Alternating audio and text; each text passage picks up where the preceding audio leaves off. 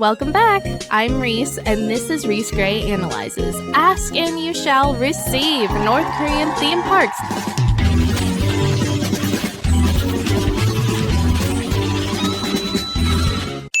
On Reese Gray Analyzes, we look at creations and experiences in art, media, music, and even video games to explore exactly why we think the way we think, question what we believe, and learn something new. And today, we are diving into the question maybe no one even knows to ask. Could North Korea's integration into the world economy by tourism offer hope for the improvement of North Korean human rights? And you're probably like, oh, okay, wow. Why should I care though? I'm not going to go support an authoritarian regime with my tourism dollars to buy a North Korean iPad, allegedly. But riddle me this, Batman. What if you did? And why would this be a good idea? Well, it's possible that North Korean tourism initiatives, of course, open up North Korea's borders and integrate them just a tad bit more into the global economy. And I'm not proposing tourism because yum, we love money and capitalism is good.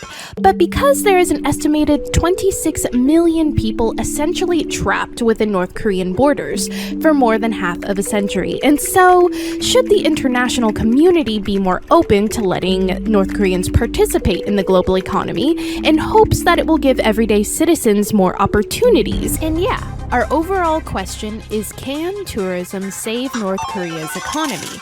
But before we get there, we gotta understand how the North Korean government currently keeps its economy afloat by crime.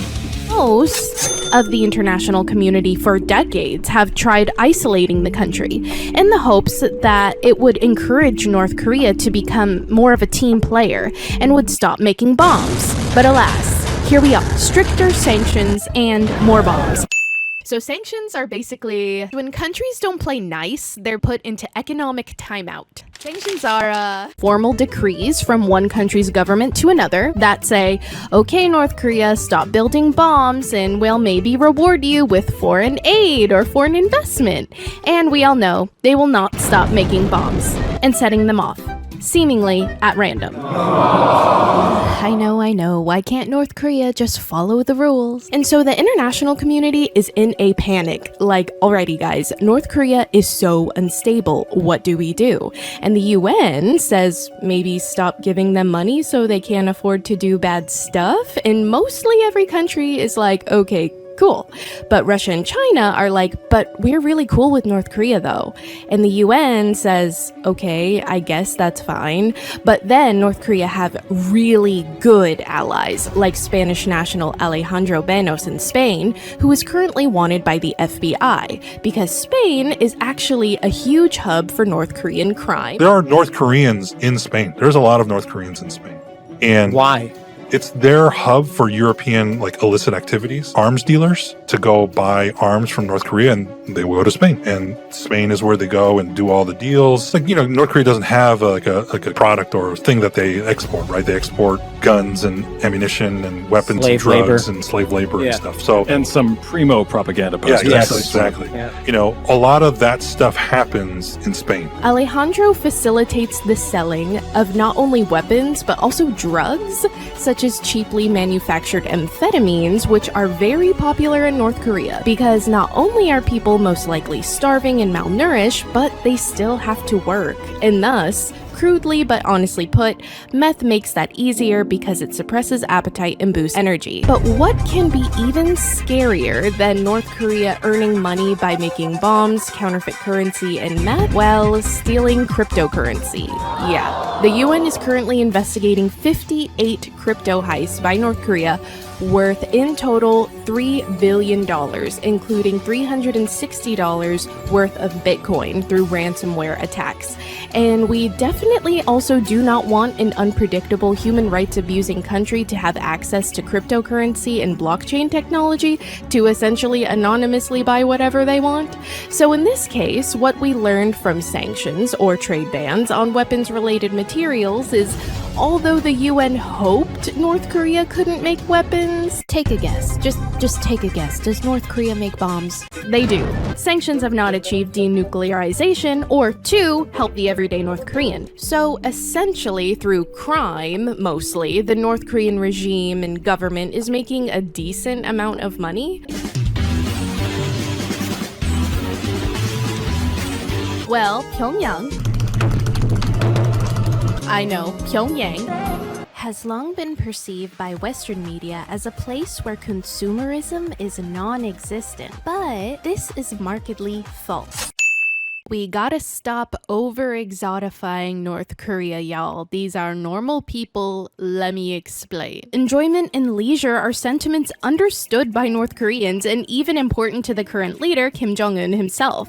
Kim Jong-un, since 2012, has placed economic development at the heart of the state's priorities by focusing a lot on modernization to make the country more attractive to both its own people and tourists.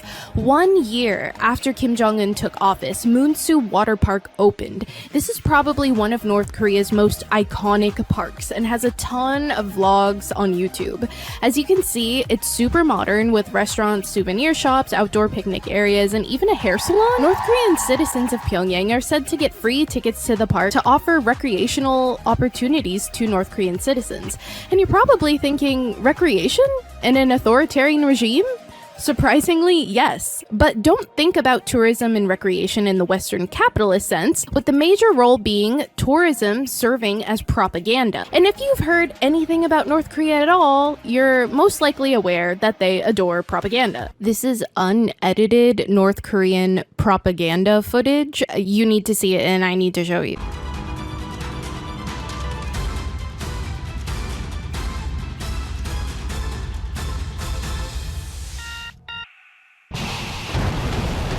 Clearly, their propaganda is not making them any money, so they gotta make that pivot from propaganda to tourism, and they gotta do it fast. This is an economic crisis. Of course, Munsu Water Park is not only a recreational facility, but also serves as a showcase for North Korean achievements in construction and engineering.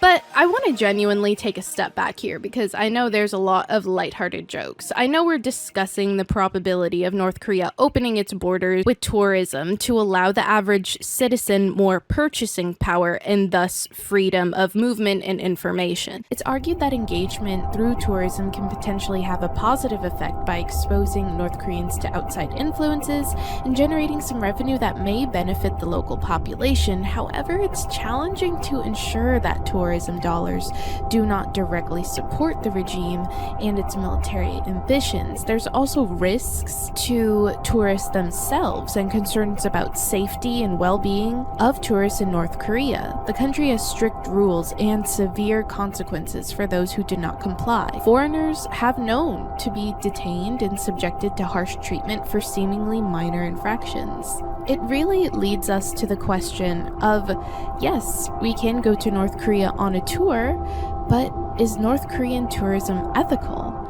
What even inspired me to make this video is that I volunteered at the North Korean Strategy Center and met a lot of North Koreans. As I was talking to one guy, I offhandedly remarked that I'm glad he escaped and made it to South Korea. And he paused for a while and said, well, I'm glad I'm here too, but sometimes I just miss home. I love North Korea and it's still my home. 전 아무래도 죽기가 싶습니다. 저쪽에 남겨진 가족 생각이 나더군요. 눈물 날 때가 많습니다. 여기 온 지 3년이 잘 되지만 다 북한 꿈을 꾸지.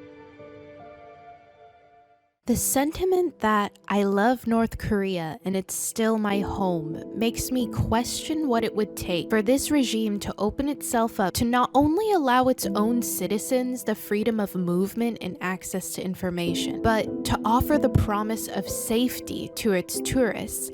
Is this possible, and should the international community finally compromise?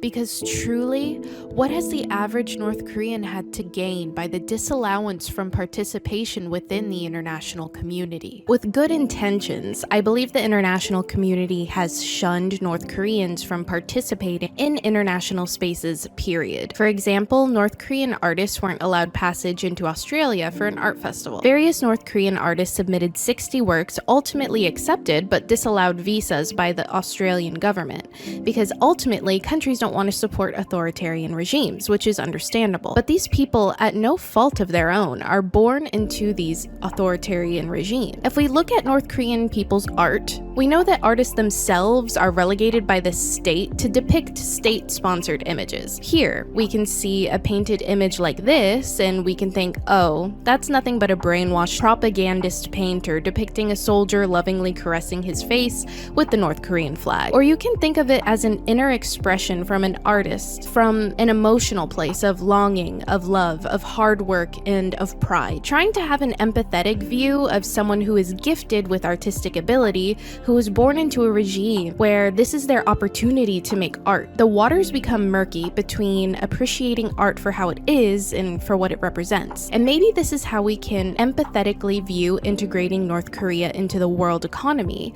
It's not as simple as, well, we don't want to directly support the North Korean regime through buying their products and tourism. They hate to break it to you, the North Korean and Chinese government have formal arrangements for cheap North Korean labor to be exported to China, allowing North Koreans to work in sweatshops that sell products worldwide. Chinese companies give North Korean laborers a small percentage of their wage up front, but then are told that the rest of their paycheck is held until they get back to North Korea.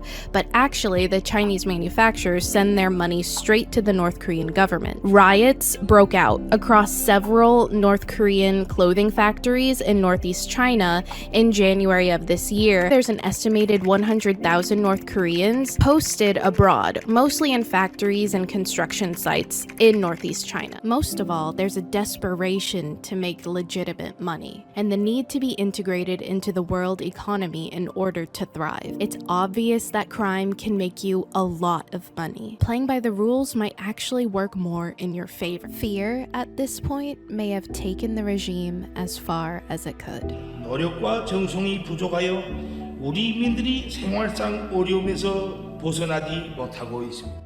We've never known the answers, and we can't predict the future. But what we do know is that there are presently 26 million people trapped within the borders of North Korea, presently living in an authoritarian regime with well-recorded human rights abuses. So if creative ways of opening up North Korea's border, such as inviting them into international spaces such as art festivals, competitions, offering legitimate means of integration into the world economy instead of hiding behind organized slave labor, should the international community be open to this? And is it almost a responsibility of the international community? Because clearly North Korea has failed time and time again to take care of its own people. 이 인민의 너무도 크나큰 믿음을 받아 안기만 하면서 언제나 제대로 한 번 보답이 따르지 못해 정말 면목이 없습니다.